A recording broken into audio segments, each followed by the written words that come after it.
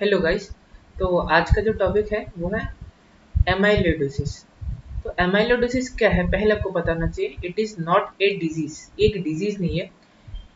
तो बहुत सारी डिजीज है जिनका एक कॉमन मैनिफेस्टेशन है जिसको हम लोग एमाइलोइडोसिस बोलते हैं। तो ये क्या है एक्चुअली, देखिए आपको एमाइलोइडोसिस है, इसमें होगा डिपोजिशन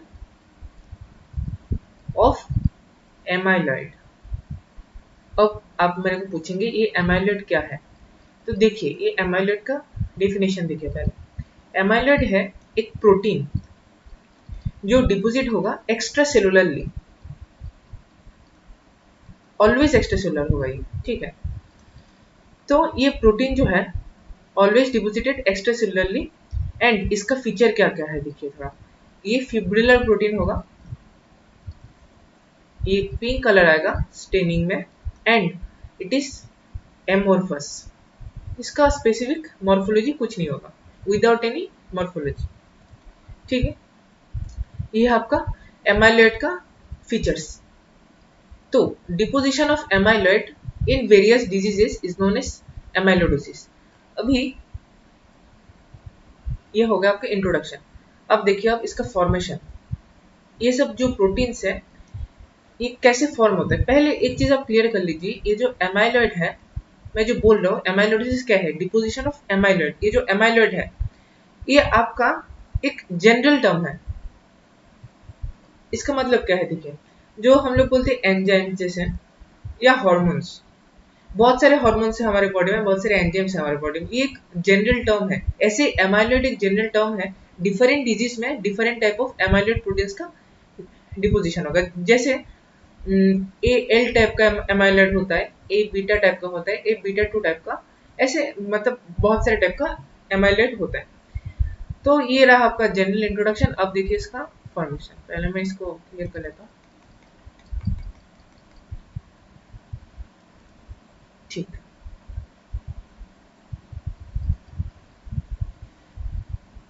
देखिए इसका फॉर्मेशन।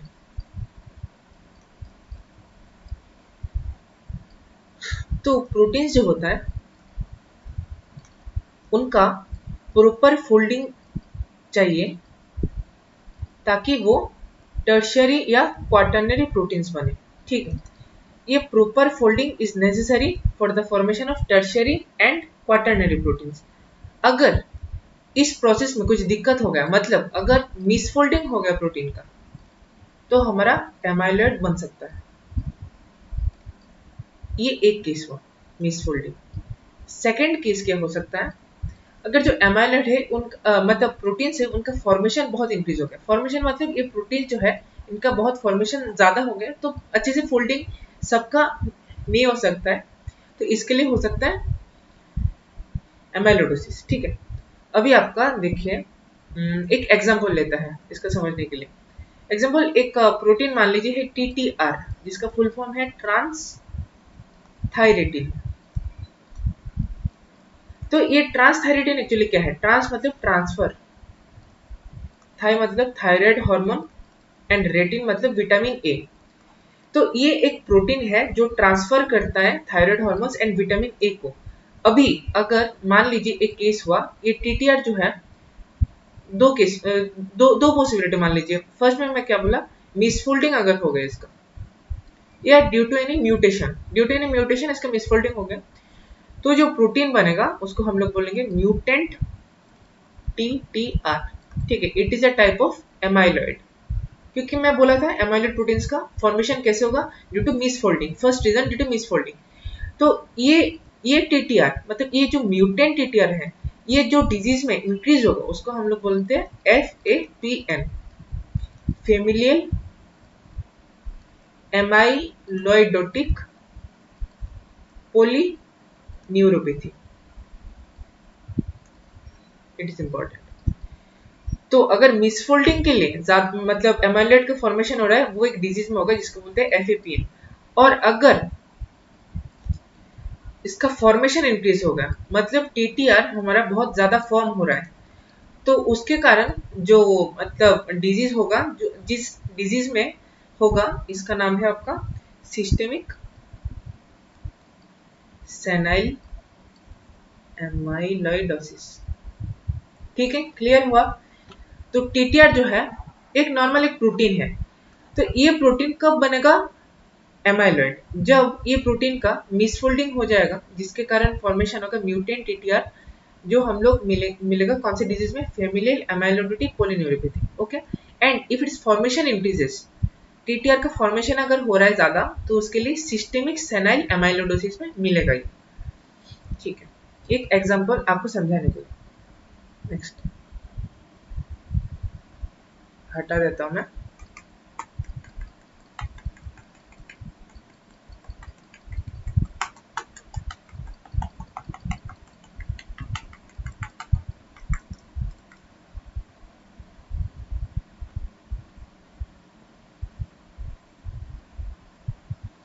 ठीक है, नेक्स्ट देखिए अभी स्ट्रक्चर। स्ट्रक्चर देखिए, मैं जो बोल रहा हूँ इतने देर से एमाइलॉइड, इसका स्ट्रक्चर कैसे होगा? तो एमाइलॉइड जो है इसका मेनली टू कंपोनेंट्स होगा। एक आपका फिब्रिलर प्रोटीन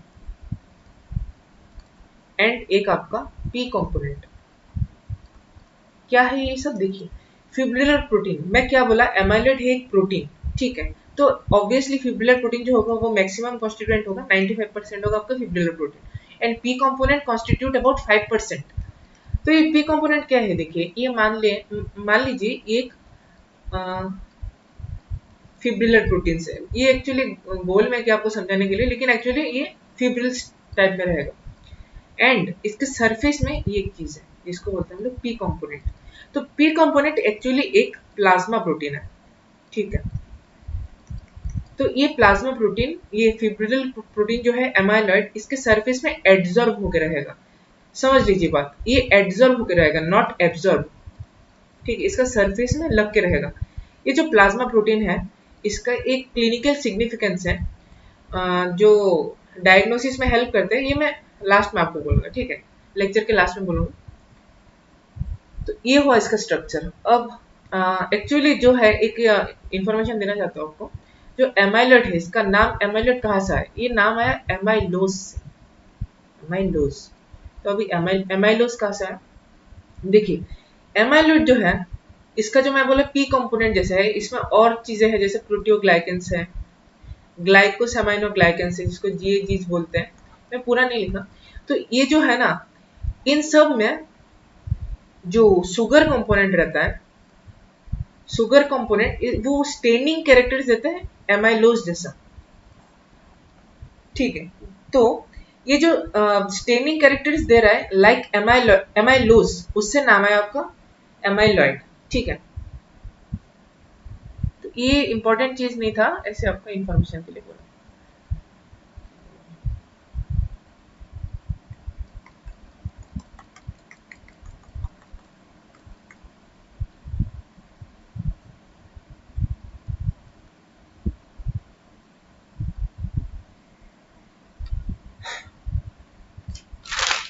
तो अब देखिए आप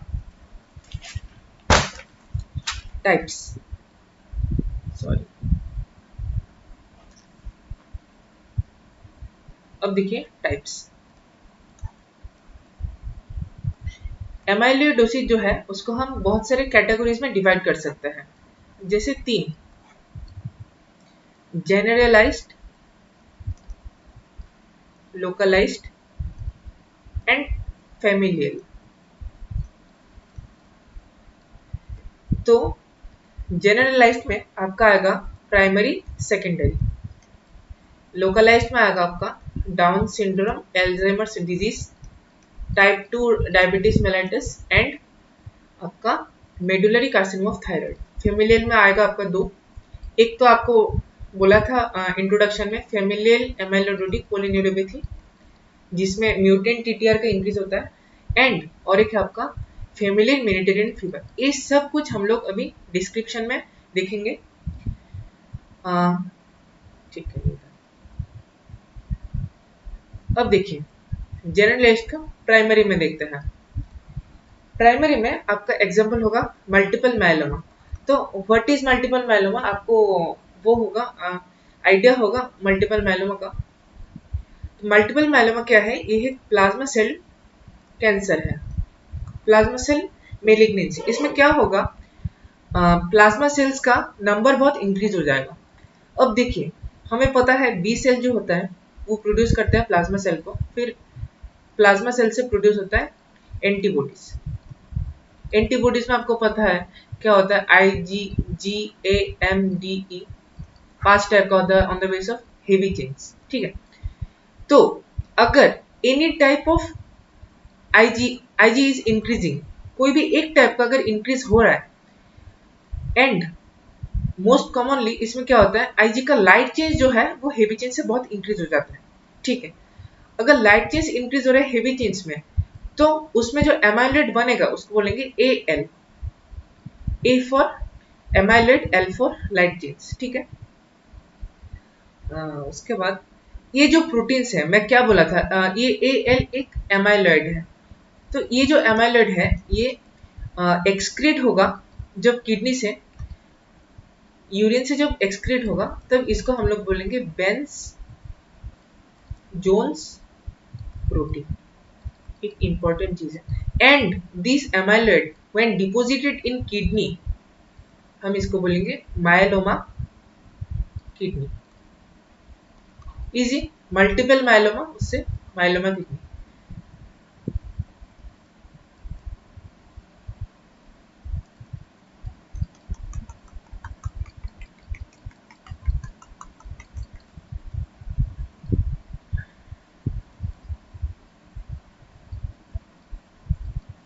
ठीक है, इतना तक क्लियर आप लोग का। उसके बाद देखते हैं सेकेंडरी एमाइलोइडोसिस। सेकेंडरी एमाइलोइडोसिस में 3 टाइप्स आएगा। फर्स्ट टाइप आपका आएगा क्रोनिक इन्फ्लेमेशन, सेकेंड टाइप आपका आएगा कैंसर्स, थर्ड टाइप आएगा क्रोनिक रेनल फेलियर। तो फर्स्ट से देखते हैं हम लोग क्रोनिक इन्फ्लेमेशन। क्रोनिक इन्फ्लेमेशन एक स्टेटमेंट आप लोग याद रखिए, बहुत इंपॉर्टेंट है। All types of chronic inflammation में ये जो एमाइलोइडोसिस पाया जाएगा, एक्सेप्ट, ये बहुत इंपॉर्टेंट है आप लोग के लिए, एक्सेप्ट क्रोनिक ब्रोंकाइटिस। ब्रोंकाइटिस ये बहुत इंपॉर्टेंट है। ये बहुत बार क्वेश्चन में ये एक रिपीट क्वेश्चन है, बहुत बार आया है एंड वाइवा में भी पूछा जा सकता है।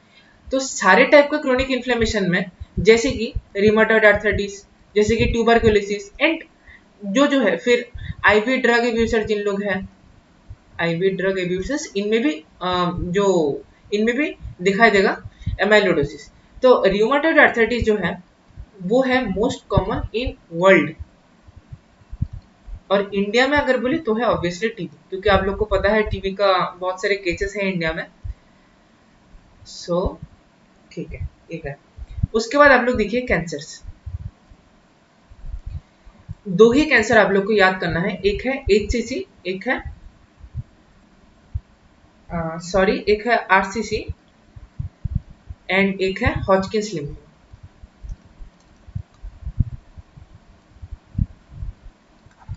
ठीक है, अभी देखिए इन दोनों में एक चीज कॉमन है। क्या चीज कॉमन है? देखिए क्रोनिक इन्फ्लेमेशन और कैंसर में दोनों में IL-6 और IL-1 का, इंटरल्यूकिन 6 और 1 का बहुत ज्यादा एक्टिविटी हो जाएगा, जो क्या करेगा, लीवर के ऊपर एक्ट करेगा and they will produce a protein known as serum associated amyloid. इसको शॉर्ट में बोलेंगे SAA। एक मतलब ये क्या होगा, जो एंजाइम्स है नॉर्मली ये इसको ब्रेक डाउन कर देता है, लेकिन ये एंजाइम्स अगर डिफेक्टिव हो गए तो ये SAA जो है वो जाके डिपोजिट हो जाएगा and it will lead to amyloidosis. तो जो इंटरल्यूकिन्स इन्वॉल्व है इसमें 6 एंड 1 ये इंपॉर्टेंट है। ठीक है, तो क्रोनिक इन्फ्लेमेशन एंड कैंसर, इन दोनों में जो एमाइलोइड हो रहा है डिपोजिट, इसका नाम है SAA। ठीक है, अब क्रोनिक रेनल फेलियर में क्या केस है हम लोग देखते हैं, CRM। देखिए हम लोग जो हीमोडायलिसिस करते थे, मतलब पहले जो हीमोडायलिसिस के मशीन्स रहते थे, इनमें जो पोर्स रहते थे, ये पोर्स मतलब एक प्रोटीन है आपका बीटा 2 माइक्रोग्लोबुलिन, बीटा माइक्रोग्लोबुलिन। ठीक है, ये जो बीटा 2 माइक्रोग्लोबुलिन है ये पास हो जाता था, ये जो फिल्टर है ना हीमोडायलिसिस का जो मशीन है उसमें जो फिल्टर रहता है जो प्यूरिफाई करते हैं ब्लड के सब्सटेंस को, तो ये जो बीटा 2 माइक्रोग्लोबुलिन है it passes through the pores, मतलब ये फिल्टर नहीं हो पाता था। तो क्या होता था, मतलब बॉडी में इंक्रीज होता रहता था and it deposits in the body. ठीक है, तो इसमें जिस टाइप का एमाइलेट होगा उसका नाम है ए बीटा 2, ए बीटा 2।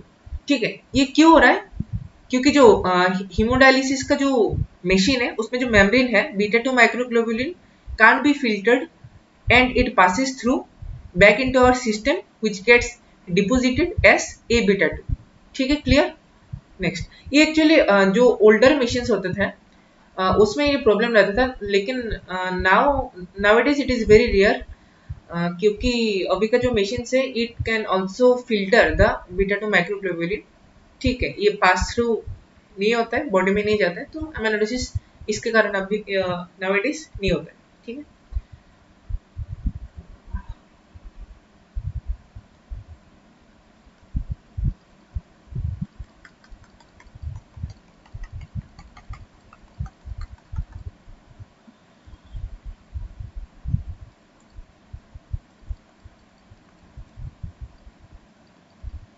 ठीक है, जर्नलिस्ट खत्म हो गया, अब हम लोग देखते हैं लोकलाइज्ड। हाँ, लोकलाइज्ड में फर्स्ट एग्जांपल है आपका एल्जाइमर्स डिजीज। तो एल्जाइमर्स डिजीज में क्या होगा, देखिए आप लोग, जो क्रोमोसोम 21 है उसका जो जीन है, हमें क्या पता है जीन प्रोड्यूस करता है प्रोटीन। तो क्रोमोसोम 21 में जो जीन है वो एक प्रोटीन प्रोड्यूस करता है जिसका नाम है एपीपी, एमाइलॉइड प्रिकर्सर प्रोटीन। ठीक है, नॉर्मली हमारे बॉडी में ये प्रोटीन प्रोड्यूस होता है and it also gets degraded by an enzyme known as alpha secretase. ये इस प्रोटीन को डिग्रेड कर देता है, लेकिन देखिए कैच कहा है, ये जो अल्फा सिक्रेटेज है इसका अगर म्यूटेशन हो गया एंड अगर बीटा सिक्रेटेज या गामा सिक्रेटेज प्रेजेंट है बॉडी में, तो it will lead to formation of beta plugs. जो एपीपी है ये कन्वर्ट हो जाएगा बीटा प्लग्स में, जो जाके डिपोजिट होगा, कहाँ पे डिपोजिट होगा, देखिए मेयर्ट न्यूक्लियस इन ब्रेन। ब्रेन के जो मेयर्ट न्यूक्लियस है उसमें जाके डिपोजिट हो जाएगा, जिसके कारण जो एसिटाइलकोलिन है हमारे बॉडी में वो कम हो जाएगा and we know Alzheimer's disease क्यों होता है, due to less acetylcholine in our body. तो ये एल्जाइमर्स डिजीज कर सकता है। क्या हुआ केस, देखिए 21 नंबर क्रोमोसोम में जो जीन है वो एक प्रोटीन प्रोड्यूस करेगा, वो प्रोटीन नॉर्मली हमारे बॉडी में अल्फा सिक्रेटेज है जो उसको ब्रेक डाउन कर देता है, लेकिन अगर अल्फा सिक्रेटेज में म्यूटेशन हुआ या फिर बीटा या गामा सिक्रेटेज अगर बॉडी में प्रोड्यूस है तो बीटा प्लग्स फॉर्मेशन होगा and this beta plugs get deposited in Meynert nucleus in brain, जिसके कारण एसिटाइलकोलिन का लेवल कम हो जाएगा एंड एल्जाइमर्स डिजीज हो जाएगा। तो मैं क्या बोला, एल्जाइमर्स एमाइलोइडोसिस में क्या होगा, एमाइलॉइड का डिपोजिशन होगा, एमाइलॉइड इसमें क्या होगा, देखिए कौन से चीज के डिपोजिशन हो रहा है, हमारे बीटा प्लग्स के डिपोजिशन हो रहा है, तो इजी है बहुत। देखिए तो इसका नाम क्या होगा, A beta, A for amyloid, beta for जो बीटा प्लग्स डिपोजिट हो रहा है। ठीक है, इजी। नेक्स्ट देखिए डाउन सिंड्रोम। डाउन सिंड्रोम में भी हमें क्या पता है, ये है ट्राइसोमी 21, मतलब क्या 21 के तीन जीन्स रहेंगे, तो ज्यादा प्रोडक्शन होगा एपीपी एंड तो बीटा प्लग्स भी ज्यादा प्रोड्यूस होगा, जो leads to premature Alzheimer's disease. तो जो डाउन सिंड्रोम के पेशेंट्स हैं उनमें एल्जाइमर्स डिजीज होने का रिस्क इंक्रीज हो जाता है। क्यों होता है, क्योंकि 21 नंबर जो क्रोमोसोम है तीन फॉर्म ले लेते हैं, तीन हो जाते हैं, ट्राइसोमी 21 हो जाता है, जिसके कारण जीन भी ज्यादा है, प्रोटीन भी ज्यादा बन रहा है, बीटा प्लग ज्यादा है, डिपोजिट हो जाएगा, एसिटाइलकोलिन कम होगा and it will lead to Alzheimer's disease. Clear. Next देखिए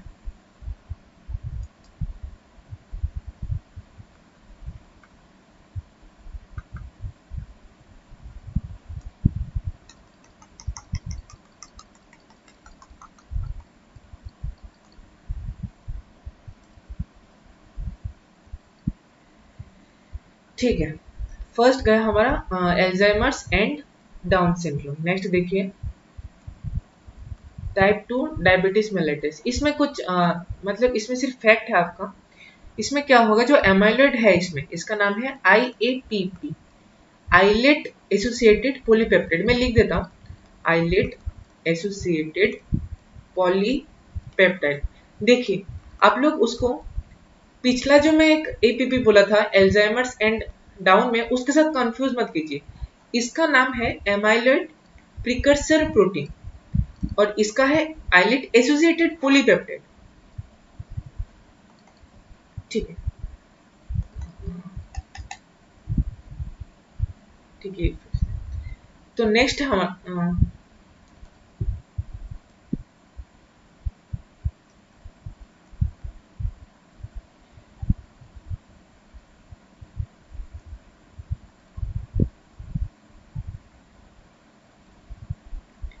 तो नेक्स्ट है हमारा टाइप 2 डायबिटीज मेलिटस। इसमें कुछ ऐसा नहीं है। देखिए इसमें क्या होगा, मैं बोला ये क्या है, एमाइलोइडोसिस का एक एग्जांपल है। तो इसमें क्या होगा, एमाइलॉइड का डिपोजिशन होगा। एमाइलॉइड का एक प्रोटीन, तो कौन सा प्रोटीन होगा डायबिटीज मेलिटस में, यह IAPP। इसका नाम है आइलेट एसोसिएटेड पॉलीपेप्टाइड। देखिए आप लोग में से बहुत लोग अभी कंफ्यूज हो सकता है। पहले जो मैं बोला था एल्जाइमर्स एंड डाउन्स के लिए, उसमें बोला था APP एक प्रोटीन फॉर्मेशन हो रहा है, इसका नाम था amyloid precursor protein. APP stands for here amyloid precursor protein. लेकिन इधर जो APP है वो है associated polypeptide, islet associated polypeptide. तो इसका जो फाइनल एमाइलॉइड होगा उसका होगा IAPP, एमाइलॉइड IAPP। ठीक है, अब नेक्स्ट है आपका मेडुलरी कार्सिनोमा ऑफ थायराइड। देखिए हम लोग को पता है थायराइड में दो टाइप के सेल होते हैं, follicular cells and parafollicular cells, जिसको हम लोग सी सेल्स भी बोलते हैं। ठीक है, तो ये जो parafollicular cells, it gives rise to medullary carcinoma of thyroid. ठीक है, तो पैराफोलिकुलर सेल्स क्या प्रोड्यूस करता है हमारे बॉडी में, वो है कैल्सीटोनिन। ये हार्मोन प्रोड्यूस करते हैं जो कैल्शियम बैलेंस के लिए, कैल्शियम होमियोस्टेसिस के लिए बहुत इंपॉर्टेंट रोल प्ले करता है हमारे बॉडी में। तो मतलब as the calcitonin is increasing, so इधर जो एमाइलॉइड होगा इसका नाम है A cal, A for amyloid and cal for calcitonin. Easy. Next हमारा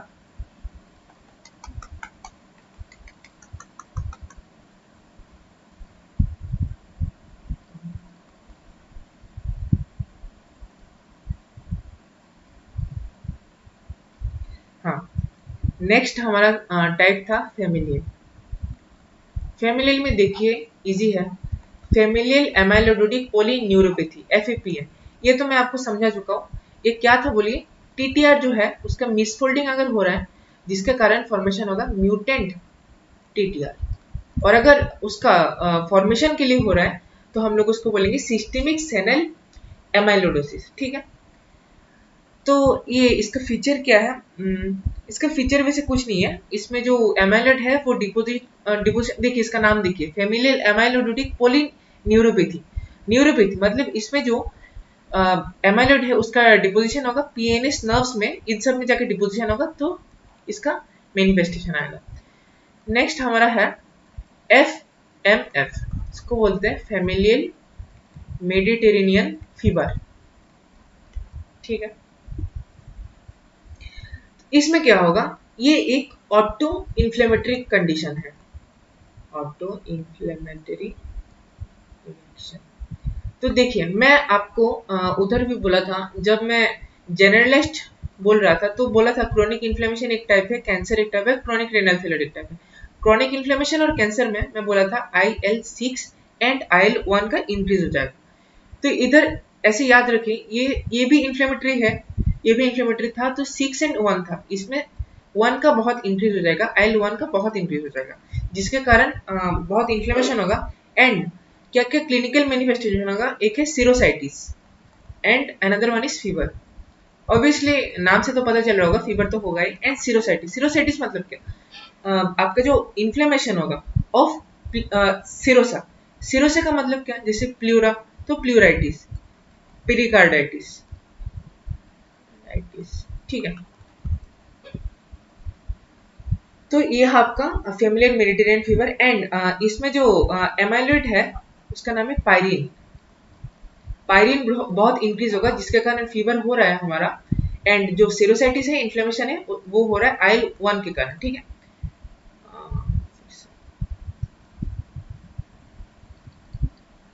ठीक है, तो जो फेमिलियर मेडिटेरियन फीवर में बोल रहा था उसमें दो फीचर्स है, सेरोसाइटिस एंड फीवर।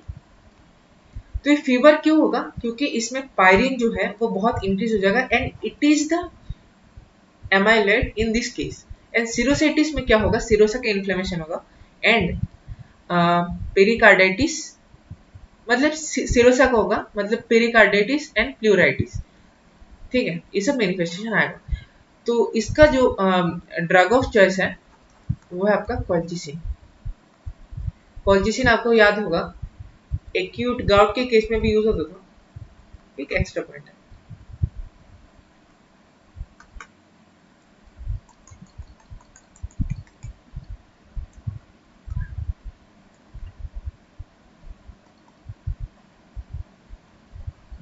ठीक है, तो हम लोग का क्लासिफिकेशन ऑफ एमाइलोइडोसिस कंप्लीट होगा। अभी थोड़ा शॉर्ट रिवीजन कर लेते हैं इसका।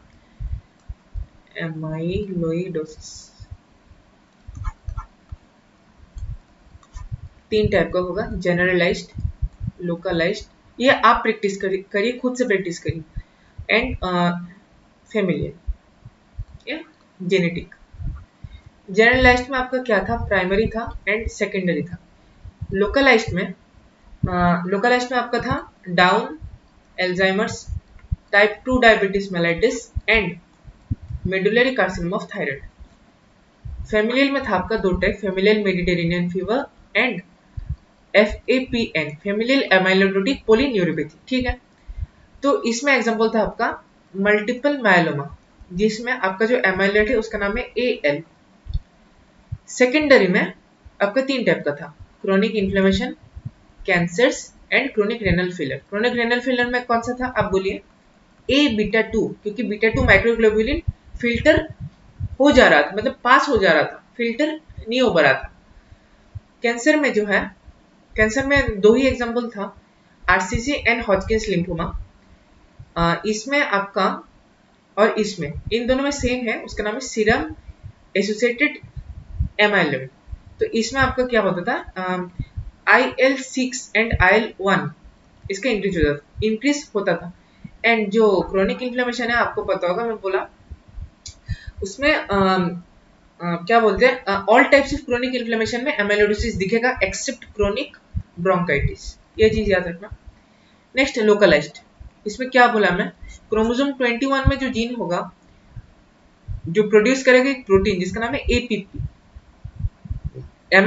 एमाइलोइड प्रिकर्सर प्रोटीन, ये इंक्रीज होगा जो प्रोड्यूस करेगा बीटा प्लग्स को, and the beta plugs get deposited and जो एमाइलोइड होगा इस केस में A बीटा, ठीक है। नेक्स्ट टाइप 2 डायबिटीज मेलाइटिस, इसमें होगा IAP, पहले A लगा दीजिए, एमाइलोइड and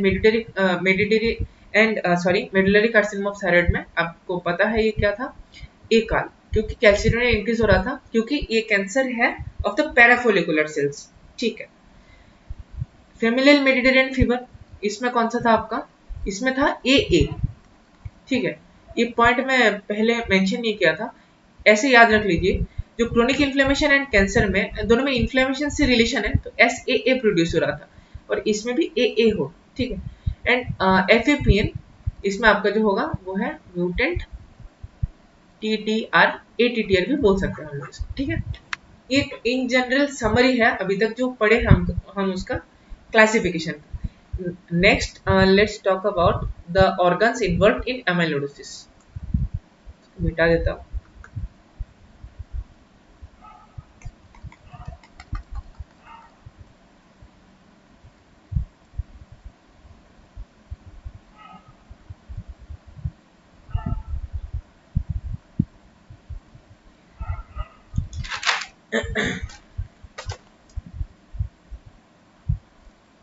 organs involved in amyloidosis।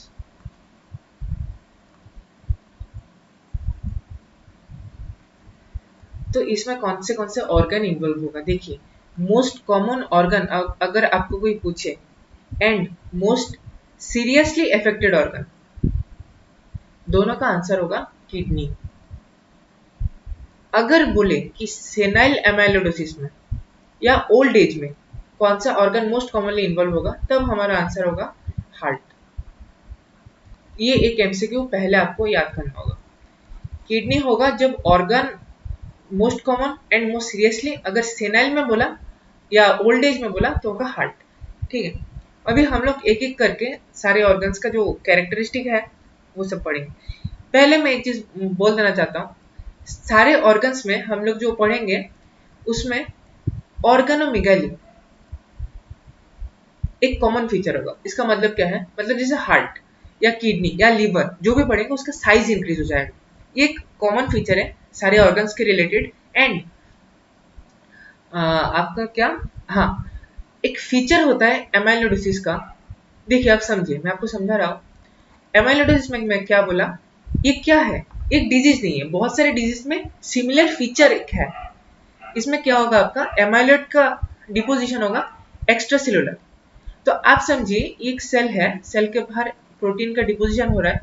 Protein deposit होते होते लास्ट में एक स्टेज आएगा जो ऑर्गन्स के सेल्स में ये सब प्रोटीन्स प्रेशर दे रहा है। इसके कारण सेल जो है श्रिंक हो रहा है एंड इसका एट्रोफी हो रहा है सेल्स का। ये जो प्रेशर दे रहा है एंड एट्रोफी हो रहा है, तो एमाइलोइडोसिस में एक मेन फीचर है इसका प्रेशर एट्रोफी। ये एक बहुत इंपॉर्टेंट पॉइंट है। हर एक ऑर्गन में इसके कारण जो मैनिफेस्टेशन दिखाई देगा ऑर्गन में, वो मेनली होगा ये प्रेशर एट्रोफी के कारण। कैसे ऐसा होगा मैं आपको धीरे धीरे बताऊंगा। तो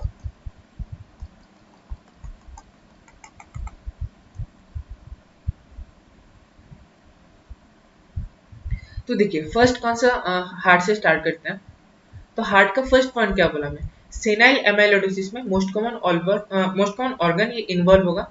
एंड इसमें जो एमाइलोइड है, एमाइलोइड का डिपोजिट कहाँ होगा, डिपोजिशन कहाँ होगा, वो है सब एंडोकार्डियल।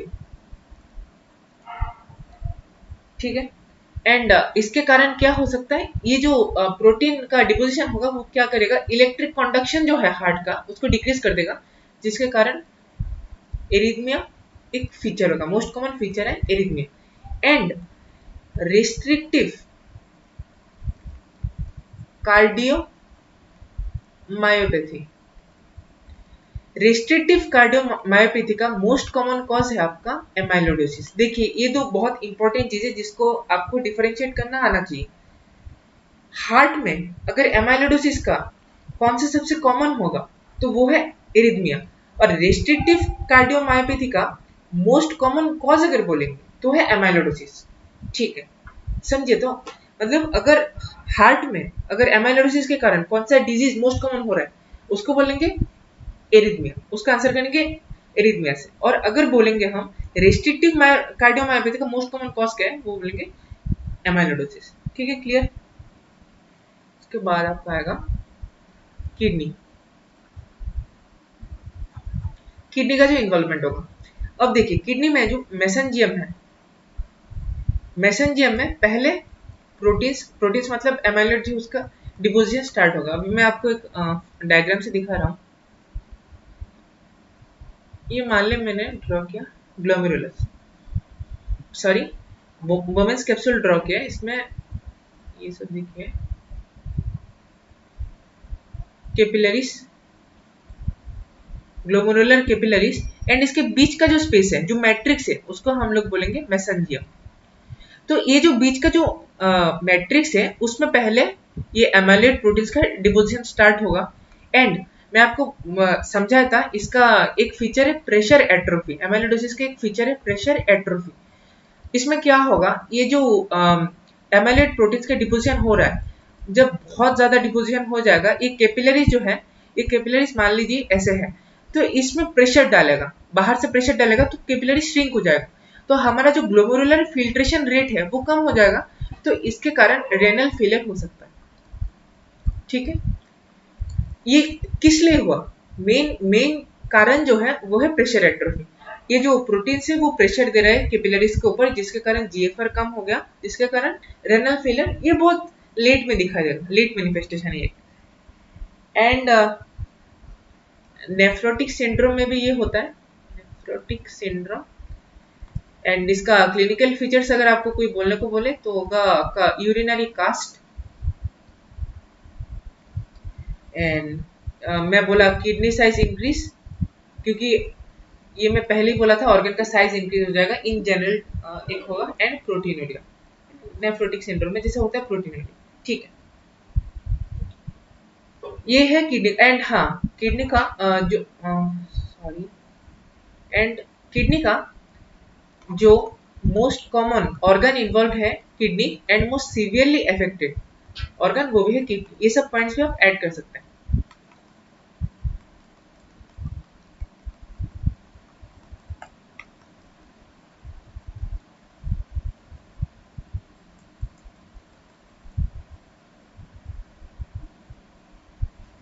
अब कौन सा अब देखिए लीवर।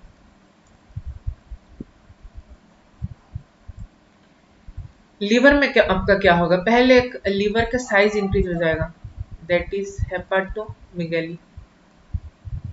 ये कॉमन चीज आपको कुछ याद नहीं आया एग्जामिनेशन हॉल में, तो ये कॉमन फीचर आपको आप हर एक ऑर्गन में लिख सकते हैं। उसके बाद देखिए एक चीज, इंटरेस्टिंग चीज, लीवर में ये है आपका साइनोसॉइड्स। मान लीजिए ये है साइनोसॉइड्स, ये है हेपाटोसाइट्स, दो साइड में हेपाटोसाइट्स दिखा है। एंड इस साइनोसॉइड्स एंड हेपाटोसाइट्स में बीच का जो स्पेस है उसको हम लोग बोलते हैं स्पेस ऑफ डिसेट,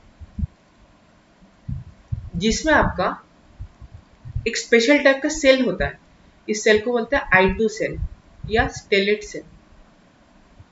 आप लोग अगर अच्छे से पढ़े होंगे आपको याद रहेगा, ये I2 सेल्स विटामिन ए को स्टोर करता है। एंड ये I2 सेल्स ऑल्सो मायोफाइब्रोब्लास्ट है, मतलब इनका स्टिमुलेशन से फाइब्रोसिस हो जाता है, जो सिरोसिस में कॉमनली दिखाई देता है। तो हमारा एमाइलोइडोसिस क्या है? एमाइलोइड का डिपोजिशन होगा। तो ये एमाइलोइड कहाँ पे डिपोजिशन होगा? ये डिपोजिशन होगा ये स्पेस में, स्पेस ऑफ डिस्से में। तो ये अगर ज्यादा डिपोजिट हो गया तो इट विल, ये क्या करेगा? ये स्टिमुलेट कर देगा I2 सेल्स को, जिसके कारण फाइब्रोसिस हो जाएगा, एंड लेटेस्ट स्टेज में क्या होगा? सिरोसिस। इजी। देन आपका हाँ, देन आपका जॉइंट्स।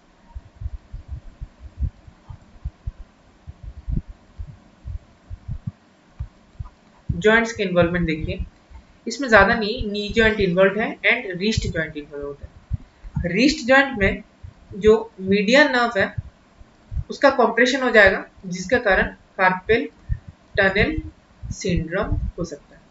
ठीक है, ये है जॉइंट्स एंड लिवर का।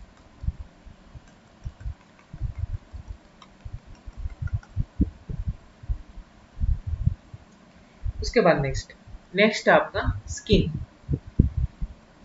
स्किन में एक इंटरेस्टिंग चीज है, देखिए स्किन का जो ब्लड वेसल है, मान ले मैं ये ब्लड वेसल ड्रॉ किया, ये ब्लड वेसल का लूमेन है, ये ब्लड वेसल का वाल है। तो ये वाल जो है इसमें जाके डिपोजिशन हो जाएगा, क्या बोले तो आपका एमाइलोइड प्रोटीन्स, जिसके कारण ये ब्लड वेसल ना बहुत फ्रेजाइल हो जाएगा एंड बहुत वीक हो जाएगा। तो ये ब्लड वेसल को अगर मान ले हम लोग स्किन को पिंच किए, ठीक है, स्किन पिंच किए, तो हम लोग का ये ब्लड वेसल ऐसी वीक है, तो थोड़ा प्रेशर डालेंगे तो ये ब्लड वेसल रप्चर हो जाएगा, जिसके कारण एक टर्म है हम लोग बोलते हैं पिंच परप्यूरा।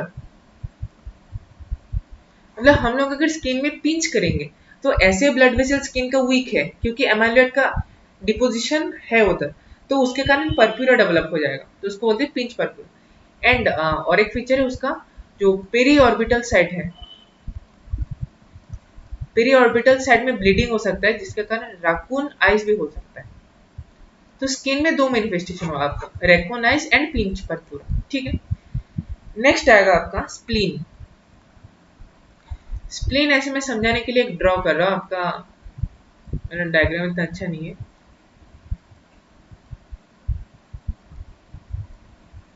ये मान ली मैं ड्रॉ किया।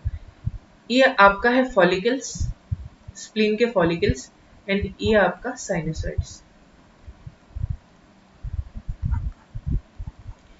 तो दो हो सकता है, दो पॉसिबिलिटी हो सकता है। अगर जो एमाइलोइड डिपोजिट्स है वो फॉलिकल्स में डिपोजिट हो रहा है and if they are deposit in the sinusoids.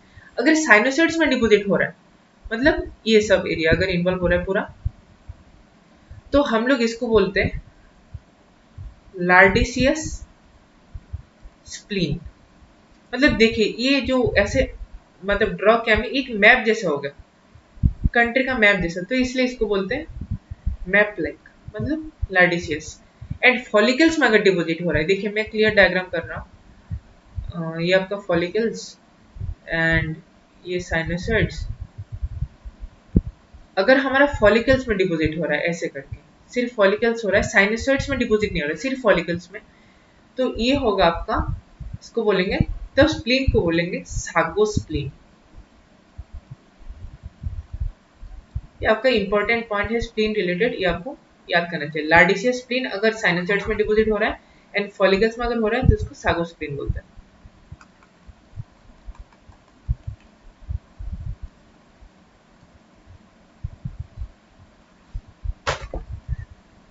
Next आपका आएगा जीआईटी का मैनिफेस्टेशन। जीआईटी में क्या आएगा आपका, इसमें ज्यादा नहीं है, एक है मैक्रोग्लोसिया। मतलब जो एमाइलोइड डिपोजिट्स है टंग में डिपोजिट होगा तो टंग का साइज इंक्रीज हो जाएगा। साइज इंक्रीज होना एमाइलोइडोसिस का एक मोस्ट कॉमन फीचर है, ठीक है। याद नहीं आ रहा है कुछ तो ये पॉइंट लिख सकते हैं आप लोग। एंड मैक्रोग्लोसिया हुआ तो, और एक पॉइंट है आपका, अगर हम लोग बायोप्सी लेंगे मतलब एमाइलोइड प्रोटीन्स का डेमोन्स्ट्रेशन के लिए, तो जो रेक्टल म्यूकोसा है वो बेस्ट साइट है फॉर बायोप्सी। एंड अगर एस्पिरेशन लेना है हमें तो एब्डोमिनल फैट, एब्डोमिनल फैट, ठीक है। बायोप्सी के लिए बेस्ट साइट है आपका रेक्टल म्यूकोसा एंड एस्पिरेशन के लिए बेस्ट साइट आपका एब्डोमिनल फैट। क्लियर, खत्म। अभी थोड़ा रिवाइज कर लेते हैं जो जो ऑर्गन सिंपल था। पहले था most common organ and most severely affected organ. आप लोग बोले मेरे को इसका आंसर क्या है, किडनी। और अगर हम लोग बोले सीनाइल और एज रिलेटेड, उसमें है आपका हार्ट। तो हार्ट में हम लोग क्या क्या मतलब पढ़े हैं, सब एंडोकार्डियल डिपोजिट होगा आपका, फर्स्ट पॉइंट। नेक्स्ट होगा arrhythmia, most common manifestation of amyloidosis in case of heart, ठीक है। एंड रेस्ट्रिक्टिव कार्डियोमायोपैथी हो सकता है, एंड रेस्ट्रिक्टिव कार्डियोमायोपैथी का मोस्ट कॉमन कॉज है एमाइलोइडोसिस, ठीक है। फिर किडनी, किडनी में आपका क्या बोला मैं, जो मेसेंजियम है उधर पहले डिपोजिशन होगा, फिर प्रेशर एट्रोफी के कारण, मतलब जो प्रेशर दे रहा है कैपिलरीज के ऊपर उसके कारण जीएफआर कम होगा, जिसके कारण आपका मतलब रेनल फेलियर हो सकता है एंड किडनी साइज इंक्रीज हो सकता है और नेफ्रोटिक सिंड्रोम में भी दिख सकता है, ठीक है। ये गया। फिर स्प्लीन, स्प्लीन में मैं बोला साइनोसॉइड्स में अगर हो रहा है तो आपका होगा ये लार्डिसियस स्प्लीन, मतलब मैप लाइक। एंड अगर फॉलिकल्स में हो रहा है तो उसको बोलेंगे सागो स्प्लीन। उसके बाद आपका अगर ब्लड वेसल में हो रहा है, मतलब स्किन के ब्लड वेसल में, तो पिंच परप्यूरा एंड रैकोनाइट्स। फिर जॉइंट का मैनिफेस्टेशन क्या क्या बोला था, दो टाइप का, नी एंड रिस्ट। रिस्ट के लिए कार्पल टनल सिंड्रोम हो सकता है। एंड लास्ट लीवर, लीवर के लिए हम लोग पढ़े थे जो स्पेस ऑफ डिस्से में वो डिपोजिशन होगा जो I2 सेल्स को स्टिमुलेट करेगा, जिसके कारण क्योंकि वो myeloproliferative myelofibroblastic cells है तो फाइब्रोसिस हो जाएगा, सिरोसिस होने का रिस्क है एंड लीवर के साइज तो ऑब्वियसली इंक्रीज होगा। एंड आपका लास्ट में मैक्रोग्लोसिया हो सकता है। एंड बेस्ट साइट, ये इंपॉर्टेंट क्वेश्चन है, बायोप्सी के लिए बेस्ट साइट है आपका रेक्टल म्यूकोसा एंड एस्पिरेशन के लिए बेस्ट साइट है आपका एब्डोमिनल फैट, ठीक है। अब लास्ट टॉपिक जो बचा है इसका, मुझे पता है आप लोग बोर हो चुके हैं लेकिन please bear with me.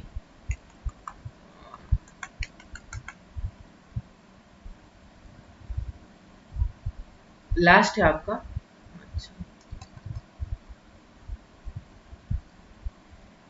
Diagnosis. Diagnosis में कैसे हम लोग देखेंगे, देखिए इसको हम लोग तीन टाइप में डिवाइड करते हैं। ग्रॉसली मतलब किसी ऑर्गन में अगर एमाइलोइड डिपोजिट्स हो रहा है तो क्या क्या देखेंगे, माइक्रोस्कोपी, स्टेनिंग एंड अदर्स कुछ अगर हो सकता है। तो जो जो इंपॉर्टेंट है मैं उनको मेंशन करूंगा। ग्रॉस में देखिए एमाइलोइड का डिपोजिशन होगा, तो मैं बार बार बोल चुका हूं आपको, एक चीज होता है ऑर्गेनोमेगेली, ऑर्गन का साइज इंक्रीज हो जाएगा, and waxy appearance, organomegaly waxy appearance. उसके बाद हम लोग एक टेस्ट कर सकते हैं, देखिए क्या, अगर हम लोग ऑर्गन जो है उसका एक सरफेस कट कर लेते, थोड़ा पोर्शन कट कर लेते, उसमें हम लोग लुगोल्स आयोडीन डालते हैं, तो वो एक कलर लेता है, वो है सॉरी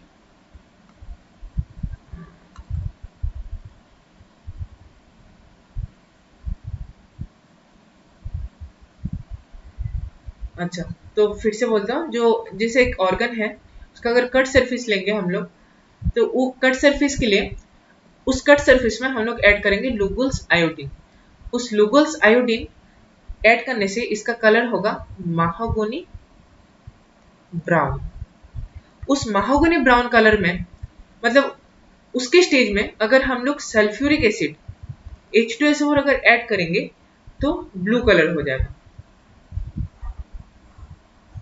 तो क्या हुआ, फिर से एक ऑर्गन लिया, उसका थोड़ा एक पोर्शन कट किया, लुगुल्स आयोडीन ऐड किया, तो हुआ महागुनी ब्राउन कलर। उसमें अगर H2SO4 ऐड करेंगे तो ब्लू कलर होगा।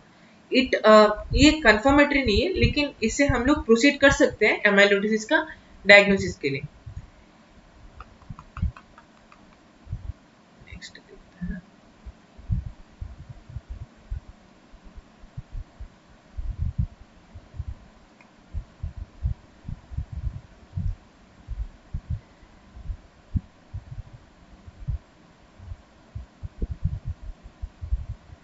नेक्स्ट हमारा होगा microscopy. Microscopy is very very important, ये इससे आपका क्वेश्चन जरूर आएगा। तो हम लोग पहले क्या करेंगे, इन जनरल पैथोलॉजी लैब में जो करते हैं H and E stain, haematoxylin and eosin stain करेंगे। तो अगर एमाइलोइड प्रेजेंट है तो इसका एमाइलोइड का फीचर क्या होगा, मैं बोला था एमाइलोइड जो प्रोटीन है वो एक्स्ट्रा सेलुलरली डिपोजिट होगा एंड फिब्रिलर होगा, ठीक है। उसके बाद आपका होगा पिंक होगा, जिसका मतलब इओसिनोफिलिक होगा। देखिए अब आप पहले एक ऑर्गन लिए, उसका एक टिश्यू लिए, टिश्यू में एच एंड ई स्टेन किए, उसमें आपको पिंक कलर दिखा, ठीक है। पिंक कलर दिखने से आप कंफर्म नहीं हो सकते कि ये एमाइलोइड प्रोटीन ही है, तो आपको उसके लिए स्पेशल स्टेन करना पड़ेगा, special stain. And it is the most important thing of this topic. सबसे इंपॉर्टेंट जो क्वेश्चन फॉर्मिंग टॉपिक है ये है, ये स्पेशल स्टेन। कौन सा स्पेशल स्टेन यूज करेंगे? फर्स्ट है आपका कॉन्गो रेड। इसको आप लोग बार बार याद करना, ये बहुत इंपॉर्टेंट है। कॉन्गो रेड स्टेन अगर यूज करेंगे तो लाइट माइक्रोस्कोपी में देखेंगे तो ये होगा salmon pink appearance. And polarising microscopy में अगर देखेंगे ये तो होगा एप्पल ग्रीन बाई रेफ्रिंजेंस।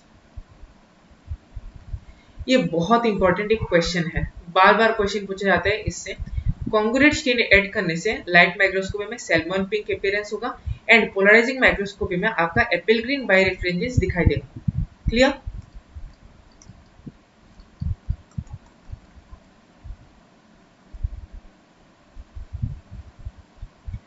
ठीक, उसके बाद और क्या क्या हम लोग स्टेन, ये इतना इंपॉर्टेंट नहीं है। देखिए हम लोग मिथाइल वायलेट यूज कर सकते हैं, क्रिस्टल वायलेट यूज कर सकते हैं, थायोफ्लेविन टी एक है स्टेन, वो ऐड कर सकते हैं। पीरियोडिक एसिड शार्प पास स्टेन जो बोलते हैं, पास स्टेन, ये पास स्टेन यूज कर सकते हैं। तो एक ऐसी नॉलेज के लिए बोल रहा हूँ, ये पास जो है ये किसके लिए पॉजिटिव होगा आपका? ग्लाइकोजन, लिम्फोब्लास्ट, अभी जो टॉपिक है एमाइलॉइड के लिए, एंड बोन मैरो। ये चार इंपॉर्टेंट चीज है जिसके लिए पास पॉजिटिव होगा। तो ये एक है। अब हम लोग पढ़ेंगे अदर्स, कौन सा मेथड है अदर्स। अगर हम लोग आपका स्पेक्ट्रोस्कोपी करें, स्पेक्ट्रोस्कोपी, तो उसमें ना जो मतलब एमाइलोइड प्रोटीन है वो ऐसे दिखेगा, फिब्रिल्स जैसे दिखेगा, नॉन ब्रांचिंग, नॉन ब्रांचिंग फिम्ब्रिल्स जैसे दिखेगा, जिसका डायमीटर होगा अप्रोक्सीमेटली 7 नैनोमीटर। ठीक, अगर हम लोग बीटा सॉरी एक्सरे क्रिस्टलोग्राफी में देखेंगे, क्रिस्टलोग्राफी, तो इसमें आपका आएगा cross beta pleated sheet conformation. Cross beta pleated sheet like होगा एक्सरे क्रिस्टलोग्राफी में, एंड स्पेक्ट्रोस्कोपी में होगा आपका फिब्रिलर नॉन ब्रांचिंग। ठीक है, जिसका डायमीटर होगा 7 नैनोमीटर। एंड लास्ट एक लास्ट एक डायग्नोसिस प्रोसीड्यूर है जो रिसेंटली एडवांस में आ रहा है, वो है स्किंटीग्राफी। तो इसमें क्या होता है, देखिए मैं इंट्रोडक्शन के टाइम स्ट्रक्चर जो बोल रहा था उसमें बोला था, मान लीजिए एक एमाइलॉइड प्रोटीन से ये फिब्रिल्स है, एंड इसमें एड्सॉर्ब होकर रहता है पी कंपोनेंट, इसको बोलते हैं सीरम एसोसिएटेड पी कंपोनेंट, इसको साप भी बोलते हैं। तो ये जो पी कंपोनेंट है ये 5% कॉन्स्टिट्यूट करता है, मैं बोला था इसका लास्ट में डायग्नोसिस में यूज आएगा। तो स्किंटीग्राफी में हम लोग क्या करते हैं, इजी एकदम, देखिए रेडियो लेवल्ड पी कंपोनेंट मतलब एसईपी रेडियो लेवल्ड हम लोग इंजेक्ट कर देते हैं बॉडी में। तो जहां जहां पे हमारा एमाइलॉइड का डिपोजिशन है उधर जाके बाइंड हो जाएगा, देन हम लोग देख सकते हैं कि हाँ कि इस एरिया में एमाइलॉइड का डिपोजिशन है, इधर है। तो ये जो टेक्निक है ये मतलब एक्सटेंट ऑफ एमाइलोइडोसिस देखने के लिए भी यूज हो सकता है, एंड जो ट्रीटमेंट फॉलोअप के लिए भी यूज हो सकता है कि हाँ अभी एमाइलॉइड का डिपोजिशन कम हो गया, और अगर ज्यादा है तो हाँ ज्यादा हो रहा है, मतलब डिटरेशन हो रहा है पेशेंट का। तो ये हुआ। तो डायग्नोसिस में क्या क्या पढ़े हैं लास्ट एक बार रिवाइज कर लेते हैं। डायग्नोसिस में हम लोग पढ़े हैं पहले ग्रॉस, जिसमें आपका ऑर्गेनोमेगाली आएगा, वैक्सी अपीयरेंस आएगा, एंड लुगोसाइडिन ऐड करने से महागोनी ब्राउन कलर आएगा, एंड महागोनी ब्राउन लास्ट में आपका सल्फ्यूरिक एसिड ऐड करने से ब्लू कलर देगा। माइक्रोस्कोपी हिमाटोक्सिन यूसिन स्टेन देने से क्या आएगा आपका, वो नॉर्मल है आपका, पिंक आएगा, जो एक्स्ट्रा सेलुलर डिपोजिट्स होगा, लेकिन ये पिंक यूसिनोफिलिक से हम लोग डिसाइड नहीं कर सकते, सो स्पेशल स्टेन चाहिए जिसमें कॉन्गो रेड, ये मैं फिर से रिवाइज कर रहा हूँ क्योंकि बहुत इंपॉर्टेंट है।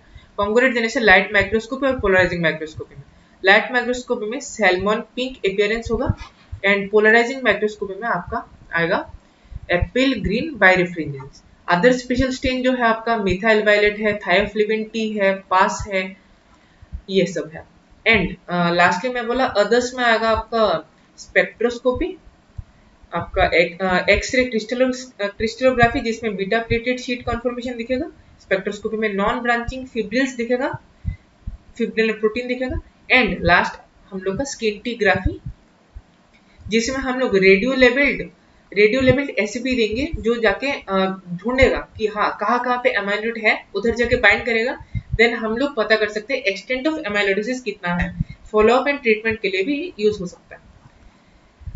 इतना तो हो गया हमारा कंप्लीट एमाइलोइडोसिस। तो क्या क्या हेडिंग्स में पढ़े, हेडिंग्स लास्ट बोल देता हूँ। हेडिंग्स पहला था आपका इंट्रोडक्शन, उसके बाद में बोला उसका स्ट्रक्चर, उसके बाद बोला मैं क्लासिफिकेशन, उसके बाद organ involvement, and last diagnosis. तो इतना अगर आप लोग कंप्लीट कर लेंगे और रॉबिन्स बुक से एक बार पढ़ लेंगे तो मुझे नहीं लगता एमाइलोइडोसिस टॉपिक में आपको कुछ दिक्कत हो सकती है, कुछ कंफ्यूजन हो सकता है। एंड प्लीज आपको कैसा लगा ये वीडियो थोड़ा कमेंट बॉक्स में लिख के बताइए, एंड अगर आपको अच्छा लगा तो लाइक एंड शेयर कीजिए, सब्सक्राइब कीजिए चैनल को। Thank you.